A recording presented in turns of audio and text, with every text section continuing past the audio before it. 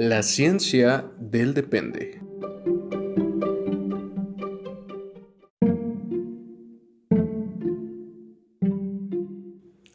Las opiniones aquí expresadas son entera responsabilidad de quien las emite y no representan el pensamiento institucional de las organizaciones en las que colaboran nuestros conductores.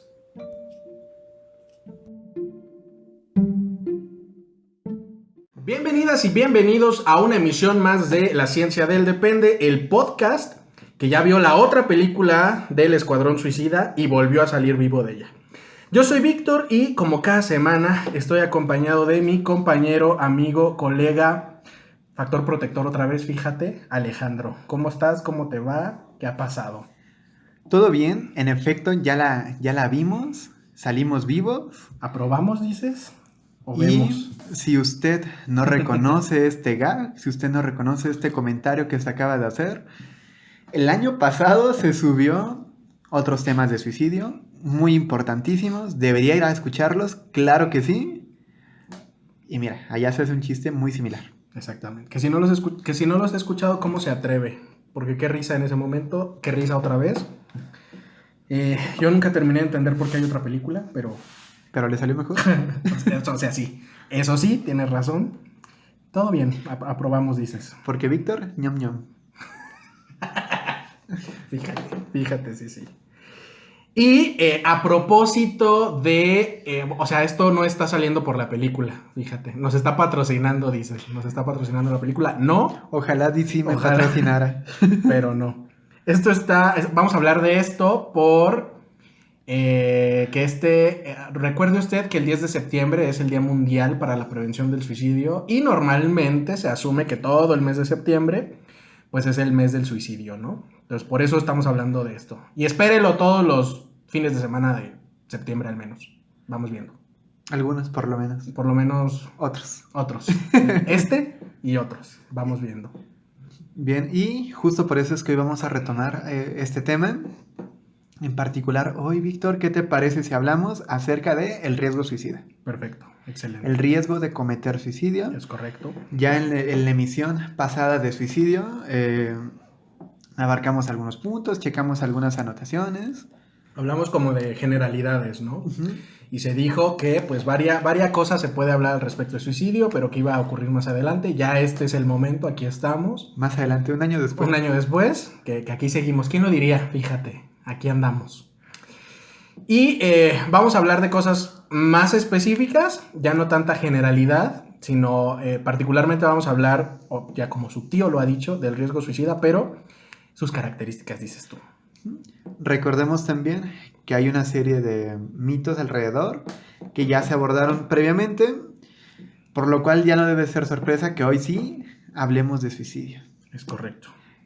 Que no vamos a estar tal vez con eufemismos para lo que es este tema.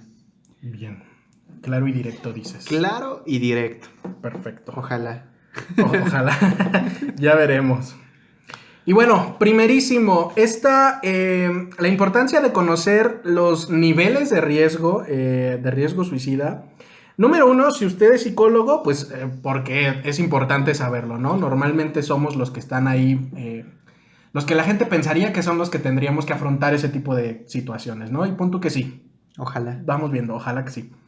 Entonces, independientemente a si usted se dedica a la clínica o no, si usted está en una empresa, por ejemplo, y de repente alguien tiene alguna situación de este estilo, le van a llamar a usted porque usted es psicólogo. Y entonces se supone que usted está, o sea, la gente cree, la sociedad piensa que usted sabe detectar y abordar estas situaciones, ¿no? Igual si tú trabajas en una escuela dando clases de cívica y ética, por ejemplo, te va a pasar. Te va a pasar. Es correcto, exactamente. Entonces, de ahí la importancia de reconocer cuándo estamos hablando, por ejemplo, de un riesgo leve, de un riesgo más alto, etcétera. Vamos viendo. Entonces, con esto primero vamos a hablar de algunos puntos que se tienen que explorar sí o sí a partir de que la persona o de que nosotros identificamos que está en riesgo. ¿Qué dirías que significa que alguien está en riesgo? Implicaría de inicio que ya tiene estas ideas de cometer suicidio. Ajá. ya hay un plan en relación... Bueno, mira, ese es otro. Pero Ajá. de inicio ya hay ideas en... ¿Debería suicidarme o no? Tal vez. ¿Qué se sentirá? Que podría estar muerto, que tal ¿Qué vez... pasaría si yo ya no estuviera? Ajá. Si me muriera, ¿qué problemas se solucionarían? Ujú. Ya no tendría esto que me está ocurriendo. Ok. Y eventualmente, pues esto, verificar si hay o no un plan en relación a esto. Ok. Porque una cosa sería tal vez que solo existiera la ideación, que solo existiera la idea, el pensamiento en relación al suicidio. Y otra cosa sería, pues de ya tengo un plan que podría llevar a cabo para suicidarme. Bien. Entonces, tal cual, asumimos que una persona que puede estar en riesgo, todavía ni siquiera decimos en qué nivel, pero que está en riesgo, implica que existe la posibilidad de que entre todo su pensamiento está la idea o la posibilidad de quitarse la vida, ¿no? O la gana, tal vez. No sé si quiero decir intención, pero vamos viendo. ¿La motivación ibas a decir? Mejor me quedo con intención, vamos a ver. ¿Qué dices? Porque de aquí no se puede saciar ni se puede... Vamos viendo, fíjate. Pero, ok, entonces, lo primero que tenemos que saber es eso, que la persona en realidad nos está hablando de suicidio. Ya se ha dicho, ya se ha comentado que si una persona nos dice algo que parece que suena a suicidio, preguntamos de manera directa. Eso ya está en otro episodio, usted vaya a escucharlo. Si no, no si no, ya que sabemos eso y que estamos asumiendo que sí, la persona nos está hablando de suicidio, nos está diciendo que está pensando que tiene la intención de quitarse la vida, entonces tendremos que explorar algunas cositas. Y que esa exploración o esas preguntas, de nuevo, no tienen que ser encubiertas, no tienen que ser medio discretas tampoco. Ajá, Porque esto puede sesgar muchísimo la información. es correcto. Si tú empiezas, oye, parece como que pretendes hacerte dañito. Ajá, No. ¿estás teniendo pensamientos feos? O sea, no. Recuerde que la regla principal en la prevención del suicidio es hablar del suicidio de manera directa. Entonces, toda la pregunta que usted haga tiene que nombrar las cosas como son, básicamente. Si tras escuchar esto acabas de pensar, ay, es que qué tal si le meto la idea, corre a ver las otras emisiones de mitos. Por favor. Por favor, porque si no, todo esto que estás pensando va a tener un problema. Es más, recomendación general, primero escuche los otros, ya de hace un año, y venga para este, o escuche este y luego el otro, y luego regresa, como usted quiera, pero tenga la información del otro. Y denos vistas. Lo más importante, fíjate. Entonces, lo que hay que explorar en términos generales serían 5 cosas, o hacer preguntas para poder conocer 5 cosas. Lo primero es saber si ha habido ya en la vida de esta persona un intento previo. Es decir, que hay un historial de intentos anteriores. Bien, porque se sabe que esto podría ser algo de riesgo. Un factor de riesgo, es correcto. Entonces, está más en riesgo una persona que en su historia ha tenido un intento versus alguien que no ha tenido un intento, por ejemplo. Claro. En ese factor en específico. Ese sería un primer punto. ¿Cuál sería un segundo punto? Bien, como les decía, ver si en este momento ya hay un plan. Perfecto. Ajá. Y ver qué está ocurriendo con este plan. Cuando decimos plan, nos estamos refiriendo a que exista un método, un plan, ¿Un plan? un plan, un método, una estructura, un plan. Usted sabe que es un plan. En el cual haya... una organización. Una organización. Fíjate, me encanta esa palabra. Organización, ajá. La cual vaya a llevar a incrementar la probabilidad de que la persona se quite la vida. Yo pensando, un algoritmo para hacer eso. Fíjate, ándale. Un diagrama de flujo, dices. Tampoco así, pero que puede haber un plan. En ese sentido, de nuevo, una persona que ya tiene un plan está más en riesgo que una persona que no lo tiene. Claro, porque como se les decía, no es lo mismo decir, ay, ¿qué se sentirá estar muerto? A decir que voy a hacer tal cosa Ajá. Varias cosas. Hasta ahí. Ajá. Ese es un segundo punto. Un tercer punto, el acceso a medios o el acceso a métodos. Explorar qué tanto o de qué manera la persona podría estar de fácil acceso a ciertas maneras de quitarse la vida. Bien, si usted se está preguntando por qué están omitiendo algunas palabras, por qué Porque se están deteniendo a sí mismos. Bien, esto creo que es algo que podemos comentar ahora, ¿o no es así, Víctor? Adelante, comentemos. Bien. Que ya se mencionó en las emisiones pasadas. Ajá. Pero igual esto sería importante que lo retomemos ahora. Y es que nosotros, al hablar de suicidio, a ver, una cosa es hablar explícitamente de suicidio, Ujú. con todas sus letras, y otra cosa es que le definamos el plan a alguien. Ajá. Que Por- no se debe hacer. Que no se debe hacer. Y entonces esa sí es una línea en la que hay que tener cuidado. Bien. O sea, es hablar de suicidio, sí, pero responsablemente dices. Sí. Porque como en este momento, ¿no? De estar hablando acerca de lo que es un plan y demás, Ujú. no es como que les digamos que un plan tenga que llevar Ajá. X cosa, porque esto podría ayudar a lo que a lo mejor alguien que ya tiene una intención de cometer suicidio, Ujú. empiece a definir más su plan, lo Es cual correcto. esto sí sería un problema. Es correcto. Esa es una parte importante. Cuando exploramos el plan, es literalmente hacer las preguntas que tengan que ver con el cómo lo vas a hacer, cómo lo harías. Y solo saber si existe un plan o no. O sea, no podemos emitir una cuestión como de, ¿sí? ¿Crees? ¿Crees que sí? O sea, no. Sino simplemente tener el conocimiento de, ¿sabes cómo lo vas a hacer? ¿O no? Ujú. Independientemente, así yo valoro si esto será letal o no. Claro. Porque esto no depende de la letalidad, pues, depende de que exista un plan, ¿no? El nivel de riesgo, quiero decir. Y que también, mientras más fácil una persona tenga acceso a medios letales, que no diremos cuáles, pero usted sabe, pues está más en riesgo que alguien que no. Ujú. Y de nuevo, no les decimos cuáles para que alguien que nos esté escuchando no diga, miren, salí de este podcast ya con Y ideas. ajá, no, jamás. Jamás en la vida. Y eso, o sea, evidentemente como en una cuestión de comunicación de este tipo, pero también en la vida en general. Deberíamos no hacerlo. Entonces, cuidado. Ese es un tercer punto a explorar. El cuarto punto tiene que ver como con las redes de apoyo. Que ahí, bueno, ahí sería el cuarto y el quinto punto, ¿no? ¿Con cuáles redes de apoyo cuenta esta persona? Si el núcleo familiar es una red de apoyo y la usa como tal, o amigos, o compañeros de trabajo, pareja, no sé.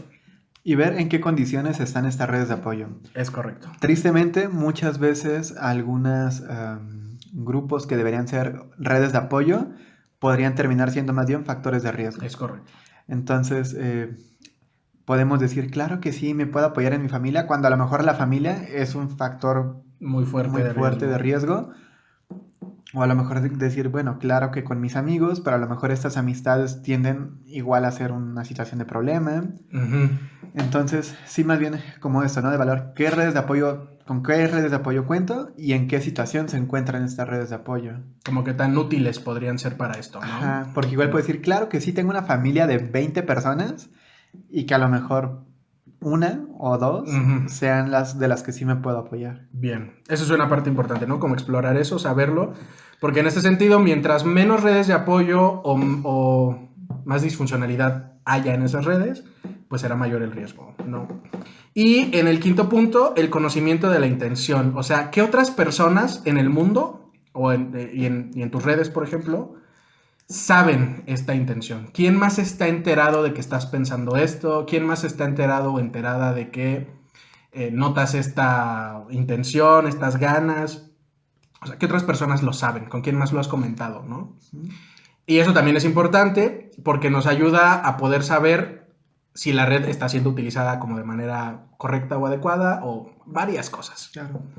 Entonces, esos puntos son como los que necesitaríamos explorar en general en la vida. Yo siendo profesor del nivel que tú quieras. A lo mejor yo no soy psicólogo, pero yo escucho esto porque me gusta cultivarme, porque me gusta vibrar alto, informarme, ajá. Porque me gusta estarme peleando con la psicóloga de la escuela que hace proyectivas, porque me gusta pelearme en Facebook. También.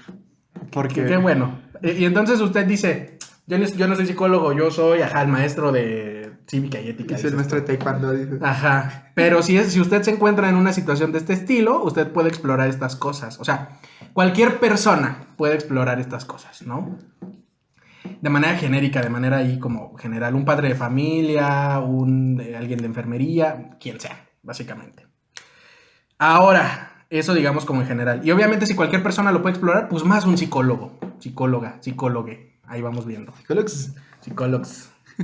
Y la evaluación clínica, que sería un segundo momento en el que ahora sí, yo estoy en el consultorio, dices. Yo estoy teniendo la primera sesión, la entrevista de primera vez, llegó la persona y se detecta el riesgo suicida o explícitamente la persona acude a consulta por estos pensamientos o esta intención, ¿no? Ahí, aparte de explorar lo que ya dijimos, tendremos que identificar otros elementos que corresponden a la evaluación clínica del riesgo suicida. Que ahí se contemplan como igual algunos rubros, algunas categorías. Entre ellas, la primera es la exploración de factores de largo plazo, factores de riesgo de largo plazo. Esto quiere decir que hay cosas históricas, pon tú, o crónicas, que incrementan el riesgo en la persona. Por ejemplo, ya lo dijimos hace un ratito, tener en tu historia un intento de suicidio previo. Claro, eso ya es algo que no te borras. Es correcto, ya está en tu historia, ¿no? Y entonces eso es un factor de riesgo a largo plazo o de largo plazo. O que te gusta tener un diagnóstico de una enfermedad crónica. Ajá, por ejemplo, ya tienes algunos años. 2 años, 3 años con esto lidiando. Es correcto. Entonces ese es un factor de riesgo también de largo plazo. Entonces son como cosas que ya tienen un ratito en tu historia, en tu vida, y que esto puede favorecer el riesgo o incrementar el riesgo. Y al mismo tiempo en el otro campo estarían los factores de riesgo que son inminentes. ¿Ahí qué identificas? Bien, pues como hay que entender de inicio que el riesgo suicida pues también entra dentro de una crisis. Uh-huh. Y que una crisis pues viene por un evento precipitante. Uh-huh. Es decir, un evento que a lo mejor está desorganizándome de tal manera pues que puede que esté encerrado en esta solución. Uh-huh. En esta percepción de información. De que yo puedo resolver el problema de esta manera, ¿no? Uh-huh. Con eso, por ejemplo, esa es una parte importante, ¿no? Tener un evento de vida que haya desestabilizado el funcionamiento psicológico, ¿no? Ese es como un factor de riesgo inminente. Vamos a pensar en... Mira, como todos los que se suicidaron cuando en Estados Unidos, cuando tuvieron un desplome económico. Por ejemplo. Que fue, como en un contexto muy específico, varias cosas. Que pasaron de tengo mis millones a estoy en la miseria. Exactamente. Fue ese evento precipitante, voy a decir. Es correcto. Y los lleva a una cuestión inminente, ¿no? O, por ejemplo, también los intentos inmediatos. A lo mejor yo tuve un intento de suicidio en estos días. Uh-huh. El que sea tan inmediato, tan cercano, se asume como un factor de riesgo inminente, ¿no? O haber tenido por ahí como que te gusta una separación, una ruptura amorosa, un despido, una situación violenta. Eventos muy circunstanciales que pueden activar toda esta situación, básicamente. Que en contextos latinoamericanos, tristemente, pues todas las agresiones sexuales también. Por ejemplo. Uy, qué denso. O sea, todo este tipo de cositas suman a que pueda incrementarse el nivel de riesgo. Luego, en un tercer punto, tendríamos factores protectores, que también ya hemos comentado que son... Varias veces, en varias ocasiones. Vaya a escucharlo. Vamos a darle 5 segundos para que nos respondan. ¿Qué son factores protectores? No están respondiendo. Muy bien, yo también pensé lo mismo. Si no respondió, qué feo, ¿eh? Ahí vamos viendo. Pero, eso que dijo usted, seguramente son. Esa es la definición correcta de factor protector. Vamos viendo. Cuánta nostalgia. Hace más de un año que no tenía nada que ver este podcast con Dora lo Explorado. Fíjate, y sí, cierto, se sabe. También es verdad. Básicamente, pues sí, como usted ya lo dijo en su casa, en su coche, en su taller, en la oficina, en donde sea que haya contestado esta pequeña dinámica en vivo, es un factor, es un evento, es una situación, es una condición que protege. Es decir, que reduce el riesgo. Uh-huh. Vamos a decirlo así. El decir, yo no comento esto porque aquello. Por esto. Uh-huh. Y que factores protectores hay varios. Uh-huh. Hay muchos, ya sean, vaya a esa emisión, ahí se comentan, se dicen, se exploran, se mencionan. Pero bueno, diferentes situaciones también pueden tener, como ya lo dijo su tío Alejandro, no al mismo tiempo. En un contexto podrán ser factor de riesgo, en otro contexto podrá ser un factor protector. Y bueno, pues evidentemente a mayor protección, menos riesgo. Y por último, en la evaluación clínica tenemos algo que se llaman variables de control. En las variables de control tendremos como varios elementos, varios rubros, quiero decir. ¿Cuáles identificas? Bien. Bueno, y que aparte, dependiendo de cómo estén estos rubros, pues el nivel de riesgo va a aumentar o va a reducir. Es correcto. Primer rubro, pues va a ser que si tu ideación suicida. Como ya se les comentó hace nada. Uh-huh. Y si no sabes qué son, regrésate 3 minutos. Uh-huh. Pues es esto, ¿no? Estos pensamientos en relación a el suicidio, a morirse, a estar muerto, a quitarse la vida. Uh-huh. Todo ese tipo de pensamientos. El siguiente, pues, sería la intención suicida. En verdad... ¿Qué palabra habíamos utilizado? No. Como intención existe la... gana, motivación... que ninguna de estas palabras es como suficiente. Para esto. Pues intención, mira. ¿Existe la intención o no de suicidarse? Uh-huh. Luego tendríamos los síntomas. ¿Estos cuáles serían, tío Víctor? Por ejemplo, sobre todo, síntomas los vamos a entender en el rubro de las respuestas emocionales. Uh-huh. Entonces, que si tu ansiedad, por ejemplo... Que si tu tristeza... bueno. Que si tu enojo también puede entrar ahí. La angustia, cualquier contenido emocional que usted identifique va a entrar en el campo o en el rubro de síntomas, así como sensaciones físicas. Que si tu miedo, fíjate. Por ejemplo, también... Desesperación, hay varias cosas. Claro. Puede entrar como síntoma. Y que como dices tú, pues también una emoción lleva como este componente fisiológico. Entonces, pues ahí van de la manita. Es correcto. ¿Qué otro ubicamos aquí? Bien, el control de impulsos. ¿Qué tanto tenemos esta regulación? Uh-huh. Ese sería otro rubro, fíjate. Muy bien, estoy de acuerdo. Es decir, alguien que a lo mejor tienda más a la impulsividad, uh-huh, pues podría ser un problema más grande. Hay más riesgo. Hay más riesgo. Okay. Uh-huh. La desesperanza, uh-huh, es decir, mira, aquí tratando de operativizar estos conceptos. Claro que sí. No lo estamos haciendo, no estamos operativizando. Pues lo estás haciendo en tu verbalización encubierta. En mi verbalización encubierta yo estoy... ¿Cuál sería mi estímulo? Así estoy ahorita. Pero sí, la desesperanza, igual como, digamos, estos pensamientos, estas creencias referentes hacia el futuro. Ajá, y que son negativas. Y que son negativas. Ajá. Que nada me depara el futuro para bien. Todo va a estar muy difícil. Varias cosas. Sí.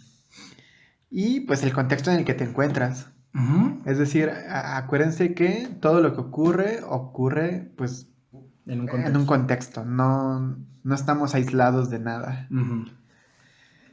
Esos serían algunos de los puntos que van en las variables de control, ¿no? Claro. Cuando decimos variables de control, nos referimos también a condiciones que controlan, fíjense, el comportamiento suicida. Sea en un formato de planeación, en un formato de ideación, en un formato de intento, ahí vamos viendo. Claro. Ahora vámonos a los niveles de riesgo, porque tal vez esto de las variables de control quedan más claras cuando hablemos de esto. Claro. Primero, tenemos el nivel leve. Bien. En un nivel leve, pon tú que de vez en cuando digo, tengo este pensamiento en relación al suicidio. Uh-huh. Pero no es de diario, no es constante, es casi que ocasional. Pues es ocasional, fíjate. Ok.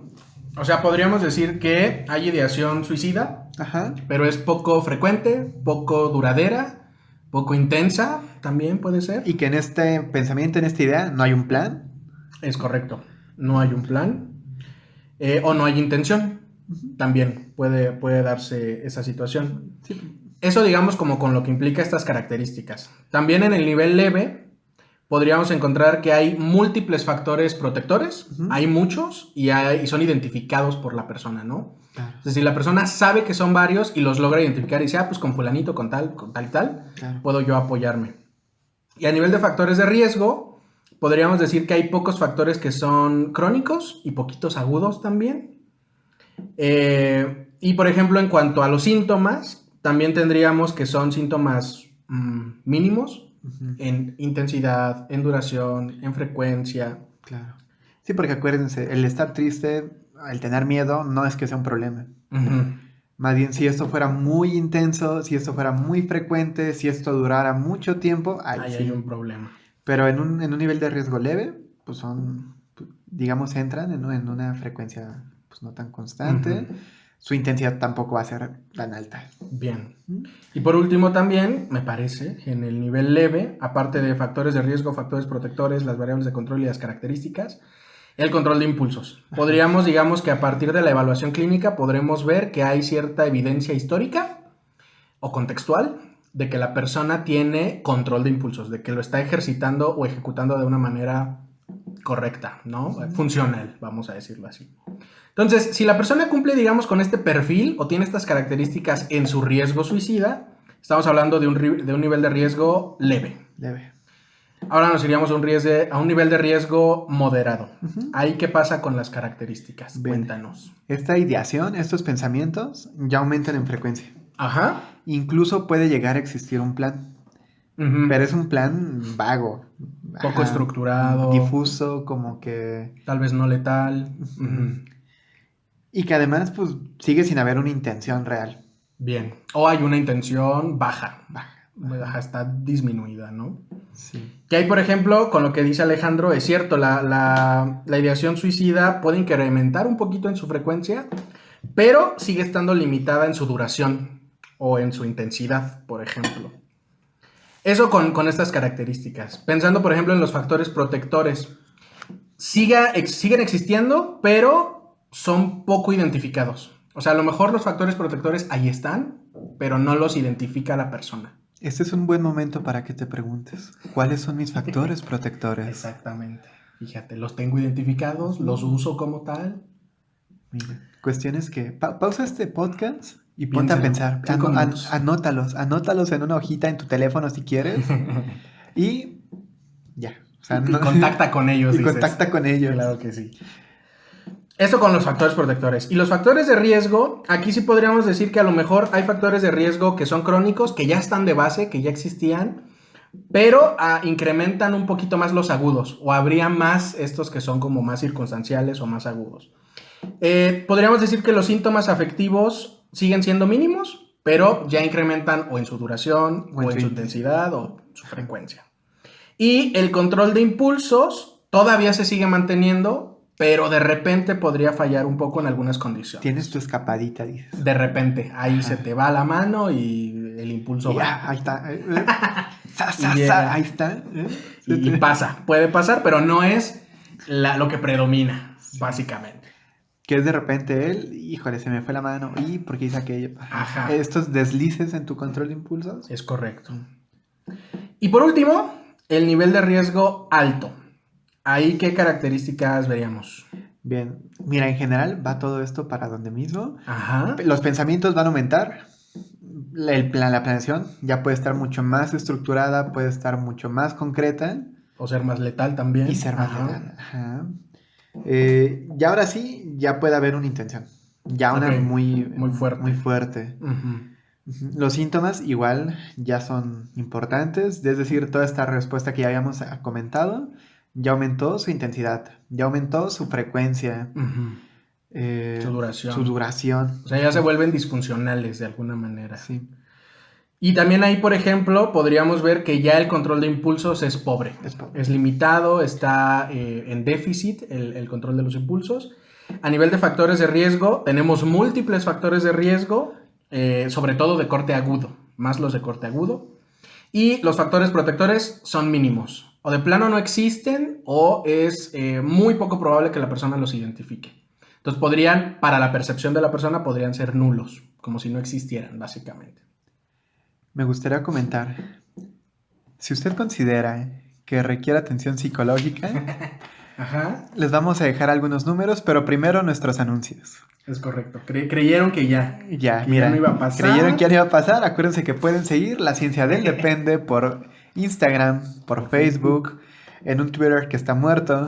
Y va a seguir muerto. Y va a seguir pero- muerto. Pueden mandar sus quejas y sugerencias al correo de la ciencia del depende @gmail. Ujú.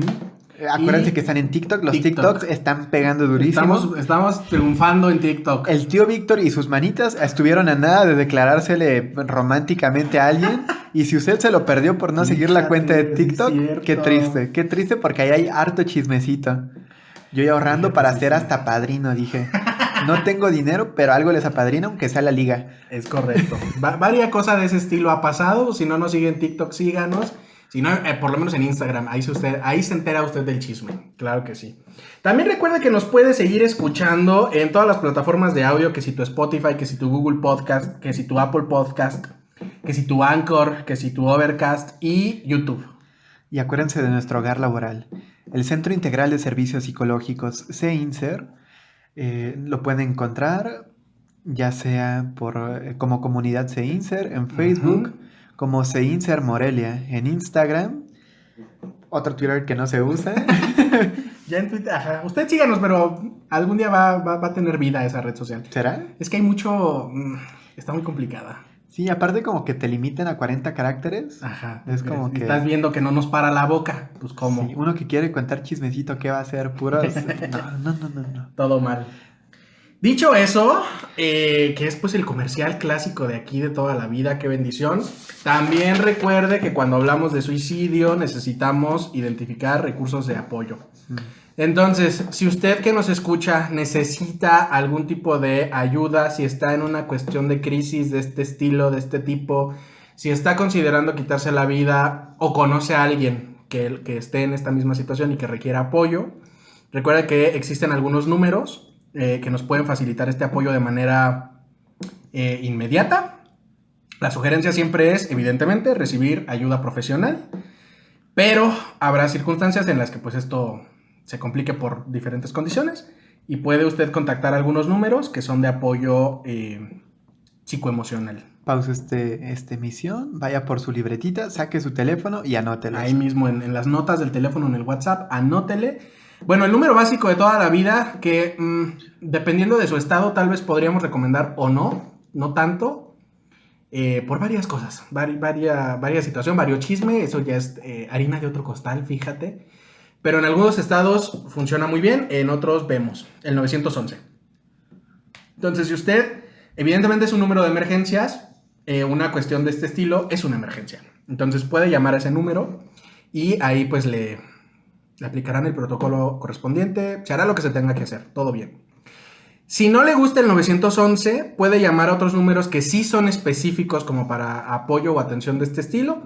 Tenemos el número que se habilitó a partir de la brigada por COVID, desde el año pasado, que de hecho si usted escucha la emisión del año pasado, ahí está ese número. Pero recordemos que es el 55 47 38 84 48. Si está en la Ciudad de México, si no, pónganle el 800 antes. Entonces, el mismo número, le pone el 800 antes, 55 47 38 84 48. Y ahí, pues bueno, usted puede contactar, si no me estoy equivocando, las 24 horas del día, los 365 días del año. Ahí vamos viendo. Si no, ya lo corregiré yo ahí en un post, vamos viendo. Y también los números de Zaptel, de nuevo, si está en la Ciudad de México, pues solo el 55, si no le pone el 800 antes. 55 52 59 81 21 y 55 55 33 55 33. El segundo está más fácil, según yo. Y me gustaría invitar a todos los que nos escuchan en otros lados, que mira, si nos escuchas en YouTube y si no nos escuchas en YouTube, que lo dejes en el Instagram, que lo dejes en donde sea, que si tienes los números de otros países para atención a riesgo de suicidio. Porque bien, nosotros no somos de otros países, no estamos en otros países. Es correcto. Y entonces a lo mejor esto lo está escuchando alguien de otro país, sí, del cual no tenemos este número. Sí. Entonces, si usted dice, yo soy de Perú, yo soy de Argentina, yo soy de Colombia, España, de Ecuador, ajá. Y dices, pues no lo dijeron, lo voy a compartir yo en la imagencita del es el podcast. Número de mi país. Ajá. Y así, hagamos esto una comunidad más bonita. Qué chido. Claro que sí. Muy bien, y con esto salvo que yo esté perdiéndome de algo, que creo que no, sí, házmelo saber, pero hasta donde yo sé, ya no hay nada más que decir con este tema. O sea, para hoy, porque varias cosas por decir hay, pero hoy, ahorita, aquí y ahora, ya no. Se me cayeron boronitas de mi pan. Y yo aquí, ¿qué está pasando? ¿Por qué se está disociando? Fíjate. Pero bueno, entonces, con esto hemos terminado. Fíjense ya, esto ya se volvió en una clase. Ojalá usted haya tomado varias notas, haya anotado el número y si ahorita usted en cuanto termine esto, córrale a Instagram y en nuestro post ponga el número de su país, en donde pueden contactar personas de otros países que puedan recibir este tipo de apoyo vía telefónica. ¿Algo más que quieras agregar, querido? Compartan. Compartan lo de siempre. No solo los memes groseros, o sea, sí compartan los memes. ¿Y los TikToks? Sí compartan los TikToks, los Reels, que le dicen en Instagram. Está bien, pero también los episodios no sean así. Para que pues más gente nos pueda escuchar y ahí vamos viendo. Ahí vamos viendo. Acuérdense que quienes escuchan La Ciencia del Depende entienden más memes. Esa es nuestra intención. Esa es nuestra intención. Que la gente pueda entender memes de psicología científica. Claro que sí. Para eso estamos aquí. Por ello estamos aquí. De nada. Muy bien, bueno, esto fue La Ciencia del Depende, el podcast que ya vio la otra película de Escuadrón Suicida y volvió a salir vivo de ella. Bye. Bye.